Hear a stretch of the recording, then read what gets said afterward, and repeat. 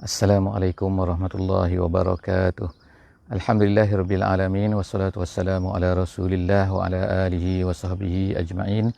Alhamdulillah, bersyukur kepada Allah Subhanahu wa taala sekali lagi pada pagi ini kita dapat bersama-sama dalam tadabbur setiap muka surat daripada Al-Quran. Alhamdulillah, hari ini kita akan bersama-sama di muka surat 561 insya-Allah. 561 dan kita sekarang berada di muka surat yang terakhir daripada juzuk yang ke-28. InsyaAllah kita bersama-sama di ayat yang ke-8 sehingga ayat yang ke-12 daripada surah At-Tahrim insyaAllah. Jadi saya ingatkan kembali insyaAllah surah ini ataupun juzuk ini, surah ini berada di satu juzuk iaitu 28 dan juzuk yang ke-28 ini ulama-ulama mengatakan tema utama daripada juzuk yang ke-28 ini adalah al-intima'. Al-intima' iaitu keperluan seseorang itu berintima'. Apabila dia menjadi Muslim, dia hendaklah memberikan intima'nya, keterikatannya kepada Islam. Kalau dia menjadi seorang yang Muslim. Untuk menjadi seorang benar-benar Muslim, bagaimanakah cara berintima'? Jadi cara berintima' ini diajar oleh Allah Subhanahu wa taala di dalam juzuk ini, iaitu juzuk yang ke-28 ini.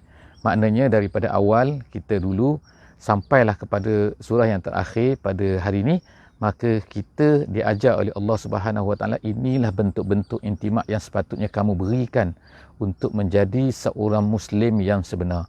Kita ulang lagi berkali-kali, iaitu apa? Allah Subhanahu Wa Taala memang minta kita menjadi seorang Muslim. Tetapi bagaimanakah cara menjadi Muslim itu? Adakah cukup dengan kita melakukan solat, sembahyang? Itu adalah dipanggil sebagai rukun-rukunnya, perkara-perkara yang utama.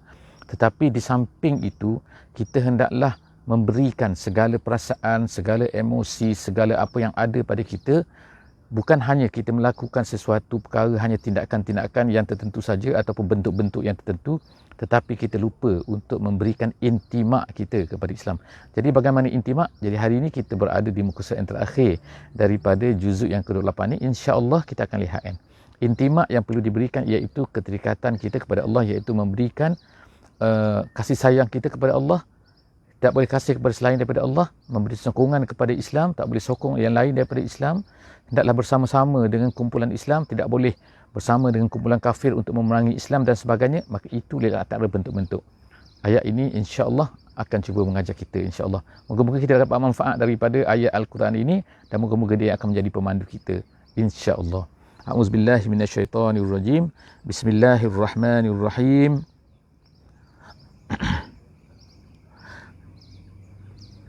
Ya ayyuhallazina amanu tubu ilallahi taubatan nasuha.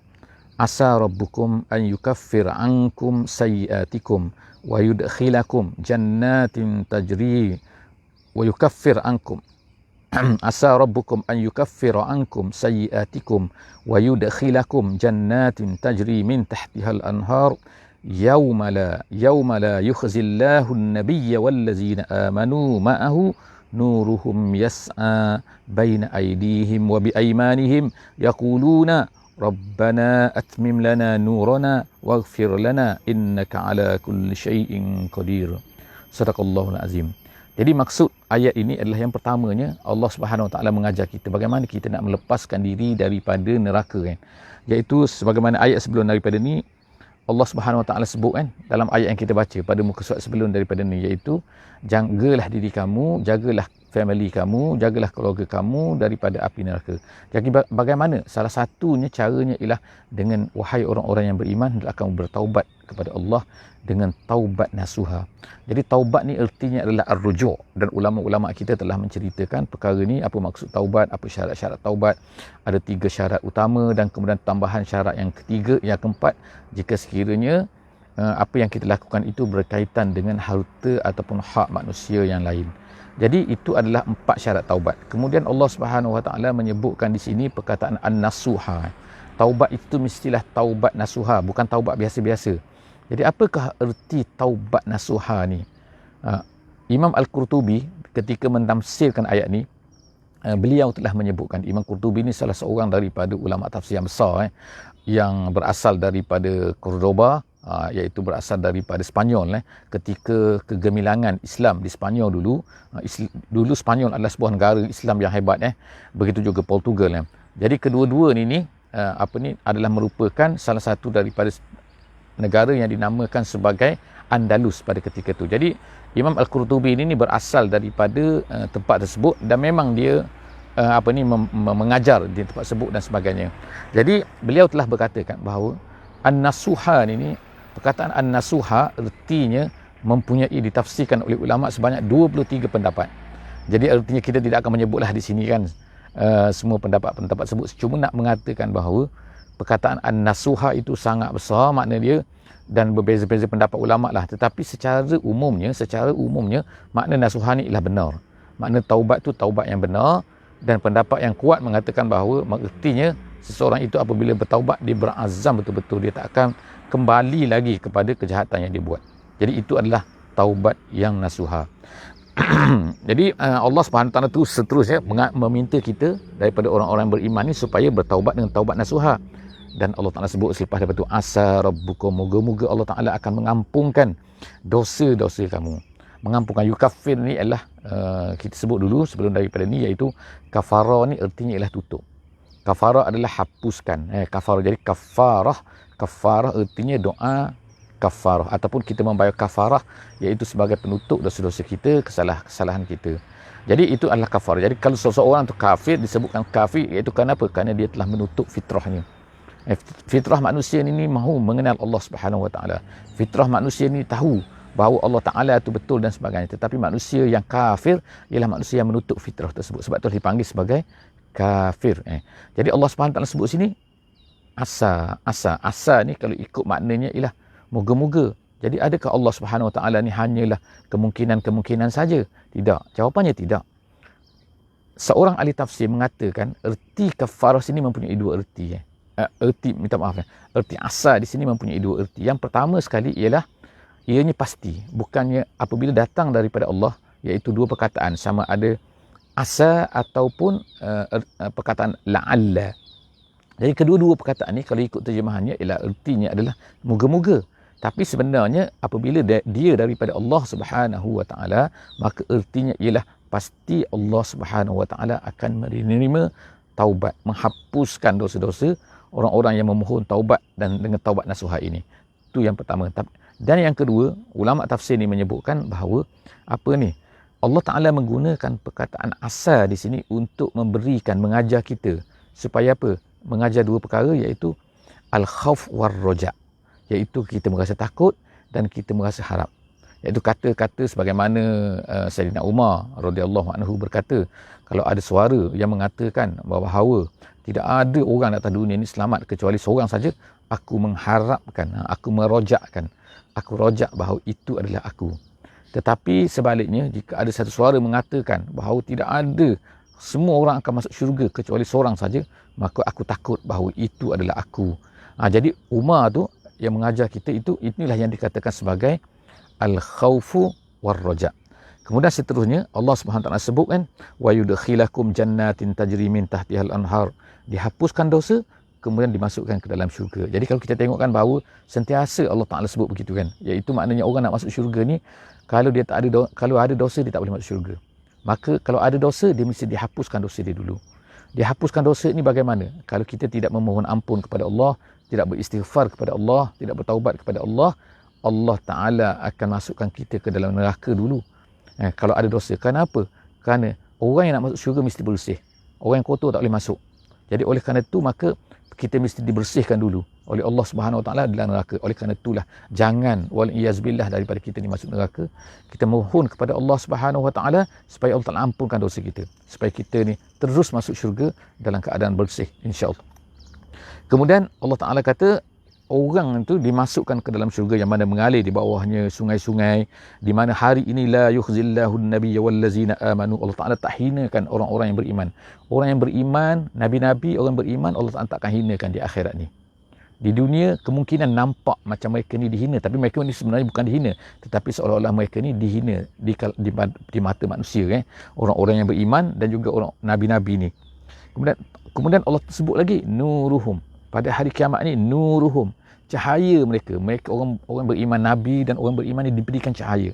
Nuruhum artinya cahaya Nabi-Nabi itu mendapat cahaya, dan orang-orang yang beriman bersama dengan Nabi-Nabi pun mendapat cahaya. Nuruhum yas'a. Yas'a ni maknanya kalau ikut asalnya maknanya berlari. Tapi maknanya iaitu cahaya tu terang benderang. Yudi. Itu maknanya pada orang beriman tu cahaya tu bersinar-sinar. Cahaya mereka bersinar-sinar di baina aidihim, di depan mereka, wa bi aimanihim, dan juga kanan mereka. Jadi Allah Subhanahu Wa Taala sebut di sini depan dan juga kanan. Jadi adakah kiri, atas, bawah tak ada cahaya? Tak. Sebenarnya ulama-ulama tafsir kata ini hanyalah untuk menyatakan tasyrif. Tasyrif iaitu kemuliaan di depan, kerana perlu cahaya untuk berjalan di depan, kalau dalam keadaan gelap sebagainya kan. Kanan itu untuk memberi kemuliaan kepada mereka. Tapi sebenarnya cahaya ini ada pada orang-orang yang beriman, ada pada nabi-nabi di seluruh keliling mereka ni. Diberikan cahaya, mereka itu diberikan cahaya. Yaquluna, dan kemudian yang terakhir, mereka ini akan berkata di hari akhirat ini, iaitu apa? Atmim lana nurana waghfir lana, ya Allah, ya Allah, atmim lana, sempurnakanlah cahaya. Dan kita pada hari ini pun kita akan berkata atmim lana nurana, ya Allah, atmim. Sebab tu diajar oleh Nabi SAW, apabila kita nak pergi ke masjid, ada doanya kan? Doa untuk pergi ke masjid. Jadi sahabat-sahabat semua insya-Allah kan boleh cek insya-Allah dalam kitab-kitab, boleh baca, boleh hafal insya-Allah. Kalau tak boleh bahasa Melayu pun insya-Allah. Kalau tak boleh bahasa Arab pun, bahasa Melayu pun boleh insya-Allah kan. Iaitu kita berdoa Allah Taala berikan kepada kita cahaya di depan, cahaya di belakang, cahaya di atas, cahaya di kiri, cahaya di kanan, cahaya di bawah, cahaya, dan berikanlah aku cahaya ya Allah. Itu adalah doa yang diajar oleh Nabi kita sallallahu alaihi wasallam ketika kita nak pergi masjid ni. Jadi begitulah doa kita kan. Allah Taala ajar sini atmim lana nurana ya Allah. Sempurnakanlah ya Allah cahaya. Janganlah beri cahaya yang tersekat-sekat, cahaya yang dan sebagainya kan. Dan kemudian waghfir lana, ampunilah kami supaya kami dapat cahaya tu ya Allah. Kemudian innaka ala kulli syai'in qadir. Engkau mampu nak buat apa saja ya Allah. Habis ayat yang ke-8, kita masuk ayat yang ke-9. Allah Subhanahu Wa Taala sebutkan pula tentang apakah sikap yang patut diambil oleh orang-orang yang beriman. Untuk mencapai orang beriman ni bukan mudah, tapi kita mesti melakukan apa yang disuruh oleh Allah Subhanahu Wa Taala. Apakah perkara-perkara yang diminta oleh Allah Subhanahu Wa Taala supaya kita lakukan? Ini di antaranya, iaitu ayat yang ke-9 dalam surah At-Tahrim ni. Allah Taala kata apa? Wahai ya ayyuhan nabi, wahai nabi. Allah sebut di sini wahai nabi. Kenapa tak disebutkan wahai orang-orang yang beriman? Allah Ta'ala sebut sini, ahli tafsir kata disebutkan perkataan Nabi di sini kerana Nabi itu adalah sebagai ketua dan juga qudwah. Qaid dan juga qudwah kepada orang-orang yang beriman. Suruhan di sini bukan suruhan untuk Nabi sahaja, tapi suruhan kepada Nabi dan juga kepada orang-orang yang beriman. Tetapi tidak disebutkan orang beriman di sini. Kerana Nabi itu adalah sebagai ketua, maknanya dalam membuat perkara-perkara ni maka kita ada ketua kita kan. Kita seorang Muslim itu mesti kena ada ketua. Ketua mereka, ketua iaitu khalifah dan sebagainya lah, ketua orang-orang beriman. Dan kemudian ada perkara-perkara yang kita tak boleh buat sendiri. Kita tak boleh buat sendiri-sendiri, maknanya action peribadi tak boleh. Tapi mestilah dengan adanya keketuaan. Bila ada perlunya ada ketua, artinya kena adalah satu kebersamaan. Iaitu orang Islam tak boleh bersendirian. Dia mesti ada ketua dia tak boleh hidup sendiri-sendiri walaupun di mana saja dia hidup. Di negeri mana pun dia hidup, tapi dia nak merasakan bahawa dia ada ketua dia. Dan ketua itu dia mesti patuh, dan ketua itu mesti melaksanakan perkara-perkara yang diminta oleh Allah Subhanahu Wa Taala ini. Tapi of course lah, kita kena bina dulu kekuatan orang Islam, kemudian kebersamaan, kemudian mereka itu akan bersama-sama untuk melaksanakan perkara-perkara ini. Iaitu kalau kita tengok di Mekah dan juga di Madinah adalah berbeza kan. Tindakan-tindakan yang dibuat oleh Nabi SAW di Mekah dan juga di Madinah adalah berbeza. Kenapa? Kerana di Mekah adalah suasananya berbeza, jadi di Madinah suasananya berbeza. Jadi apa yang disuruh oleh Allah Subhanahu Wa Taala sini ialah ya ayuhan nabi jahidil kuffar wal munafiqin. Wahai nabi, berjihadlah kamu menghadapi orang-orang kafir dan menghadapi orang-orang munafik. Waghluz alaihim, dan kasarlah kepada mereka. Kasar bagaimana? Kita cuba tengok insya-Allah kan. Pengajaran Allah Subhanahu Wa Taala ni sentiasa baik insya-Allah kan. Jangan kita fahami secara tak betul daripada apa yang disebutkan oleh Al-Quran. Jadi yang pertama, bagaimanakah yang dikatakan jahidil kuffar? Ulama-ulama sebut jahidil kuffar ni artinya ialah dengan mengajar mereka kepada Islam dan mengajak mereka kepada Islam. Ajar mereka, beritahu kepada mereka tentang Islam, maka itu adalah termasuk dalam jahid, iaitu Bagaimana kita harus lakukan? Dengan bersungguh-sungguh. Sebab jahid di sini artinya bersungguh-sungguh. Kita buat satu perkara tu sehingga kita tidak mampu lebih daripada itu lagi. Jadi ini usaha yang patut dibuat oleh orang Islam pada hari ini. Iaitu hendaklah memberitahu tentang Islam ni dengan bersungguh-sungguh kepada semua manusia. Kepada orang-orang yang belum beriman lagi. Dan kemudian hendaklah selepas daripada itu, kalau mereka tidak mahu beriman juga dan mereka ni menentang kita dan menghalang orang Islam daripada buat benda tu, maka di sinilah datanglah yang kedua, iaitu hendaklah kita ni berusaha bersungguh-sungguh. Terpaksa lawan. Kita tak boleh biarkan kita ni tak boleh menyampaikan Islam dan sebagainya kan. Kalau kita dihalang daripada menyampaikan Islam, kerana manusia ni semua adalah makhluk Allah Subhanahu Wa Taala. Manusia ni bukan diciptakan sendiri, bukan daripada kita kata daripada chimpanzee ke, daripada ambuk ke, bukan. Manusia ni adalah ciptaan Allah Subhanahu Wa Taala. Mereka adalah hamba Allah. Jadi sepatutnya mereka kembali kepada Allah. Mereka dijadikan, mereka ni adalah keturunan Adam alaihi salam, Nabi Adam. Jadi oleh kerana itu mereka mesti kembali kepada Allah. Jadi kita nak ceritakan kepada mereka, ini hakikatnya kamu. Tapi jika sekiranya ada manusia yang menentang, menghalang, jadi pada ketika itulah kita mesti menghadapi. Kita mesti, walaupun berat, walaupun susah, itu yang dibuat oleh para sahabat dulu. Itu adalah jahidil kuffar. Yang keduanya ialah jahidil munafiqin. Orang munafik, orang berada di dalam tubuh umat Islam. Mereka mengatakan bahawa mereka ni bersama dengan orang Islam. Mereka mengatakan mereka Islam, tapi sebenarnya mereka tidak Islam. Dan mereka ni akan sentiasa mengada-ngadakan perkara-perkara yang akan menyusahkan umat Islam. Jadi orang-orang begini bagaimanakah nak menghadapi mereka? Jadi kita lihatlah apa yang dibuat oleh Nabi SAW. Tapi maksudnya ialah dengan mentakdib mereka, dengan mengajar mereka, memberitahu mereka bersungguh-sungguh untuk menghadapi mereka ini, walaupun dalam keadaan susah. Tapi ikutlah apa yang dibuat oleh Nabi SAW. Tapi yang penting di sini Allah Ta'ala kata bersungguh-sungguh. Tak boleh kita buat sambil lewa. Tak boleh kita buat main-main. Kerja dua ni kan. Iaitu apa? Kerja jihadul kuffar wa jihadul munafiqin. Berusaha untuk, bukan berjihad, bukan maknanya membunuh. Jangan salah faham. Sebagaimana yang mungkin salah faham daripada perkataan jihad. Kerana memang orang-orang kafir akan cuba kan. Orang kafir pada hari ini cuba untuk memburuk-burukkan Islam lah. Bila sebut perkataan jihad tu, artinya ialah membunuh. Seterusnya Allah Ta'ala kata waghluz alaihim. Bersikap kasar ni maknanya bukanlah maknanya bersikap kasar ni kasar sentiasa kasar dengan mereka, bukan. Tapi maknanya jangan memberi, kita kata dalam bahasa, jangan beri muka lah maknanya kan. Jangan muka maknanya kalau mereka nak macam ni kita ikut, mereka nak macam ni kita ikut, mereka tak nak benarkan kita menyebarkan Islam, memberitahu Islam pun kita pun ikut juga. Maka itu adalah satu perkara yang tak boleh kan. Jadi Allah Ta'ala kata kita mestilah bersikap tegas, bersikap keras dengan apa yang disuruh oleh Allah Subhanahu Wa Taala. Waghluz alaihim wa ma'wahum jahannam. Allah Taala kata, kerana apa? Kerana tempat duduk mereka adalah dalam neraka jahannam, wa bi'sal masir, itu adalah seburuk-buruk tempat kembali. Seterusnya Allah Subhanahu Wa Taala sebutkan dalam ayat yang ke-10. Kita masuk ayat yang ke-10 sekarang ni daripada surah At-Tahrim. Kita ada 12 ayat insya-Allah. Allah Subhanahu Wa Taala selepas daripada ni menyebutkan perumpamaan. Perumpamaan ini sentiasa disebut oleh Allah Subhanahu Wa Taala dalam Al-Quran untuk mendekatkan kefahaman kepada kita semua supaya mudah kita difaham. Allah Taala sebutkan tiga contoh di sini dalam ayat Quran, dalam ayat yang ke-10, yang ke-11 dan juga ayat yang ke-12. Apa dia dua contoh yang Allah, tiga perumpamaan di sini? Yang pertama ialah perumpamaan perempuan-perempuan yang mana mereka ni adalah dekat hubungannya dengan orang-orang yang sangat-sangat beriman, iaitu Nabi. Jadi dua orang Nabi yang disebutkan oleh Allah Subhanahu Wa Taala di sini, iaitu yang pertamanya ialah Nabi Nuh dan yang keduanya ialah Nabi Lut. Jadi Nabi Nuh dan juga Nabi Lut. Apa yang berlaku ialah kedua-dua isteri mereka. Jadi disebut sini adalah tahta kan. Daraballahu masalan lillazina kafaru imra'ata Nuhin wa imra'ata Lut. Dua orang, iaitu yang pertama sekali ialah isteri Nabi Lut. Yang kedua ialah isteri Nabi Nuh. Mana-mana dululah kan, isteri Nabi Nuh, isteri Nabi Lut. Okey. Jadi kalau ikut masanya, isteri Nabi Nuh lah dulu kan, kemudian isteri Nabi Lut. Kedua-dua mereka ni apa yang berlaku Allah Taala sebutkan, iaitu kanata tahta abdaini min ibadina solihaini. Kedua-duanya berada di bawah. Erti di bawah tu maknanya ialah mereka ni adalah isteri kepada di bawah jagaan, di bawah tanggungan kedua orang hamba kami yang soleh, iaitu Nabi Lut dan juga Nabi Nuh. Tapi apa yang berlaku? Allah Ta'ala sebut ni faqanatahuma, iaitu mereka berkhianat kepada kedua-duanya. Mereka berkhianat kepada Nabi Nuh, isterinya berkhianat kepada Nabi Nuh, dan isteri Nabi Lut berkhianat kepada Nabi Lut. Apa khianat dia?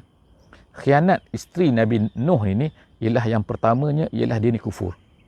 Dia tak nak beriman dengan apa yang dibawa oleh Nabi Nuh. Yang keduanya ialah dia ni disebutkan oleh ulama tafsir, oleh seperti Ibn Abbas, dia kata kerana isteri Nabi Nuh ni telah menyebarkan rahsia, memberitahu rahsia. Rahsia apa? Rahsia apa rahsia Nabi Nuh? Iaitu ada orang-orang yang beriman kepada Nabi Nuh alaihi salam dan tidak mengiklankan, tidak memberitahu bahawa mereka ni beriman. Sebab kesusahan dan sebagainya kan. Tapi apabila diketahui oleh isteri Nabi Nuh ni, dia telah menyebarkan rahsia tu. Dia memberitahu kepada orang, si Anu, si Fulan ni telah beriman. Dia telah ikut Nabi Nuh. Jadi dia beritahu kepada musuh-musuh, kepada orang kafir tu. Itu perbuatan isteri Nabi Nuh. Yang ketiganya, isteri Nabi Nuh ini, iaitu dia telah memberitahu kepada semua orang ni, orang lain ni bahawa apa? Bahawa dia kata suami aku ni gila. Nabi Nuh ni gila, dia kata. Jangan ikut dia. Jadi itulah yang dikatakan oleh Ibnu Abbas yang dimaksudkan dengan khonata, iaitu apa? Berkhianat. Kemudian seterusnya ialah Nabi Lut pula, isteri Nabi Lut. Apa yang dibuat oleh isteri Nabi Lut? Itu yang pertama sekali, of course lah dia kufur. Yang kedua, apakah yang dibuat oleh isteri Nabi Lut ini? Dia telah menunjukkan pengkhianatan dia, ialah dia telah menunjukkan, memberitahu bahawa di rumah tu ada tetamu-tetamu yang comel-comel, dia kata, yang jambu-jambu lah, lelaki-lelaki. Jadi kaum Nabi Lut ini adalah seorang yang jahat, kumpulan yang jahat, orang-orang yang jahat, iaitu yang suka kepada lelaki. Jadi macam mana kaum Nabi Lut tu tahu bahawa ada orang yang berada di rumah Nabi Lut ni? Kaum dia tahu bagaimana? Kerana rupa-rupanya diberitahu oleh isteri Nabi Lut ni. Jadi isteri Nabi Lut telah memberitahu kepada kaum dia bahawa ada tu tetamu-tetamu yang tu, kau pergilah. Jadi sebab itulah mereka datang ke rumah Nabi Lut tu, nak minta, nak tarik, nak ambil malaikat-malaikat yang menyerupai manusia tu. Jadi itulah yang dikatakan sebagai pengkhianatan kedua-duanya. Jadi apa yang berlaku, Allah Ta'ala sebut sini ialah apa? Allah Ta'ala kata fakhanatahuma falam yughniya anhuma minallahi syai'a. Walaupun mereka ni berada isteri kepada nabi-nabi, isteri kepada Nabi Nuh, isteri kepada Nabi Lut, tetapi itu langsung tidak memberi faedah kepada mereka. Kenapa? Yang maknanya apa? Hubungan kerabat walaupun kerabat tu sangat rapat dan sebagainya, tetapi jika sekiranya seseorang itu tidak beriman kepada Allah Subhanahu Wa Taala, maka tidak ada gunanya. Tidak ada guna walaupun hubungan rapat dengan seseorang yang baik, jika sekiranya kita ni tidak baik. Jadi artinya responsible, kewajipan. Maknanya setiap orang itu telah bertanggungjawab terhadap diri sendiri. Jangan harapkan kerana kerabat ini akan mengangkat kita. Tidak ada apa-apa guna jika sekiranya kita ni tidak beriman. Jadi wakila dukhula an-nara ma'ad dakhilin. Jadi dikatakan kepada kedua-duanya, masuklah kamu keduanya ke dalam neraka. Seterusnya ialah contoh yang kedua yang Allah Subhanahu Wa Taala sebut di sini ialah contoh apa? Isteri Firaun. Allah SWT sebut wa daraballahu masalan lil ladzina amanu imra'ata Firaun. Kemudian seterusnya ialah contoh Allah Taala sebut contoh isteri Firaun. Jadi dikatakan isteri Firaun ni, ada yang kata dia ni adalah merupakan daripada kaum Bani Israel. Tetapi pendapat yang mengatakan ialah sebenarnya dia ni adalah merupakan sepupu kepada Firaun itu sendiri. Dia telah menjadi dekat kepada kebatilan lah, dekat kepada kejahatan. Maknanya kalau ikutnya orang-orang yang bersama dengan kejahatan, orang-orang yang dekat dengan kejahatan, dan biasanya dia akan terpengaruh lah dengan kejahatan itu kan. Tetapi berlainan dengan isteri Firaun ini. Walaupun dia dekat dengan Firaun, walaupun berada di dalam istana Firaun, tetapi apa yang berlaku ialah dia tidak percaya kepada Firaun ini. Perkara ni dikatakan berlaku selepas daripada peristiwa tukang-tukang sihir itu kalah kepada Firaun. Bila tukang sihir yang ramai-ramai ni kan, apabila tali-tali mereka ni yang menjadi ular tu dimakan oleh ular Nabi Musa alaihissalam, lalu mereka pun sujud pada ketika itulah isteri Firaun ni yang bernama Asyah. Nama dia ialah Asyah binti Mazahim. Jadi dia ni telah binti Mazahim, dia telah beriman bersama-sama pada ketika itu. Lalu dia telah dihalau oleh Firaun dan telah dibunuh oleh Firaun. Jadi walaupun dia dibunuh, tetapi dia telah minta kan. Jadi sebab itulah Allah Subhanahu Wa Taala menceritakan kepada kita di sini kan, ya Allah, dia kata apa? Rabbi bnili indaka baitan fil jannah. Ya Allah, binalah untukku satu rumah di dalam syurga. Sebab dia memberi isyarat, sebagaimana ahli tafsir kata, kerana dia telah dihalau daripada istana Firaun. Jadi oleh kerana itulah tak apalah, dia kata aku keluar daripada istana yang besar ni tak apa kan. Yang pentingnya aku ni beriman, dan kemudian dia telah dibunuh oleh Firaun. Jadi wa najini min Firaun wa amalihi wa najini minal qaumiz zalimin. Dia minta, ya Allah, selamatkanlah aku. Selamatkanlah aku maknanya, selamat itu apa maksud selamatnya? Adalah selamat daripada pembunuhan. Dia tidak selamat daripada pembunuhan, tetapi dia selamat daripada mengikut apa yang dibawa oleh Firaun, iaitu apa? Iaitu kesesatan, kebatilan, kekufuran dan sebagainya. Sesuai ayat yang terakhir, Allah Subhanahu Wa Taala membawa contoh kepada kita, contoh yang ketiga, iaitu seorang perempuan yang berada dalam keluarga yang baik dan dia telah menjadi seorang yang baik dan dia telah diuji dengan berbagai-bagai ujian daripada Allah Subhanahu Wa Taala, iaitu Maryam binti Imran.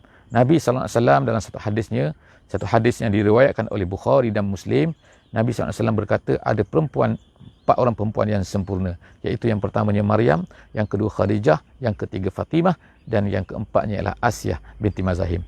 Jadi kita tengok ni ayat yang terakhir ni, wa Maryama ibnata Imrana, Maryam binti Imran, yang mana allati ahsanat farjaha. Ahsanat farjaha ni maknanya ialah yang terpelihara kemaluannya. Itu adalah maksud itu ialah disebutkan ahsanat itu ialah kinayah. Dalam bahasa Arab ini disebut sebagai kinayah. Kinayah itu maksudnya ialah dia ni seorang yang bersih, dia ni seorang yang iffah, dia ni seorang yang taharah.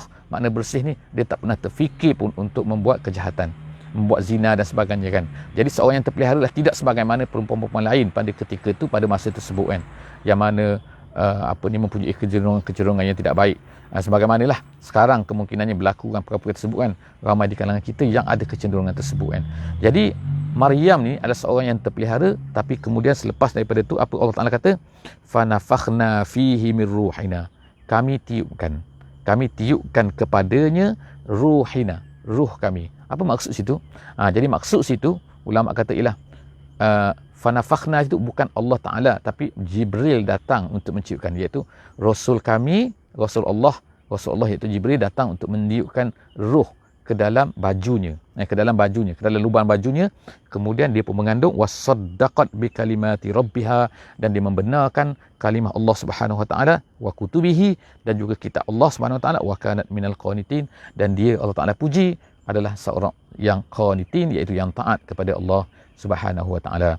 Jadi itulah beberapa contoh untuk menjadi pengajaran kepada kita kan. Bagaimana kita ni dalam kehidupan kita ni kan, jangan, yang pertama, kita tidak boleh dipelihara oleh nasab kita, oleh keturunan kita, oleh kedudukan kita. Maknanya walaupun keadaan kita ni baik, kedudukan kita ni baik, nasab kita ni baik, keturunan kita ni baik, tetapi kalau kita ni tidak baik, maka dia tidak akan dapat menjamin apa-apa.